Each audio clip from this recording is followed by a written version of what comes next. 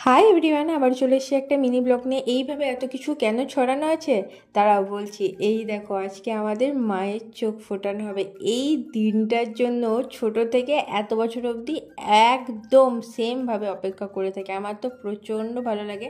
আর প্রত্যেকবারের মতন সবার আগে ফাকদুল জেঠু বনু দাদার চোখ ফোটায়, তারপরে লক্ষ্মী ঠাকুরের ইতি অফসরে চোখ ফোটাচ্ছে। আর প্রত্যেকবার ভাবি কেউ আসবে না, কিন্তু বাচ্চার দল, বয়স্কর দল, ওখানে বিভিন্ন রকমের আলোচনা, কি ভালো লাগে না, মনে হয় পুজোটা সেই দিনই চলে এসেছে। আর ফাকদুল জেঠুর হাতের কাজ নিয়ে তো কোনো রকম কথাই হবে না, অসাধারণ।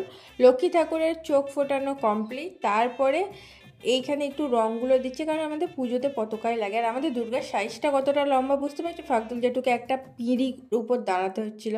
তো দুর্গার চোখ ফোটানো নিয়েই ভিডিওটাকে শেষ করছি। আজকের এই ভিডিওটা তোমাদের ভালো লেগে থাকলে লাইক, কমেন্ট, শেয়ার আর চ্যানেলটাকে অবশ্যই সাবস্ক্রাইব করে দিও।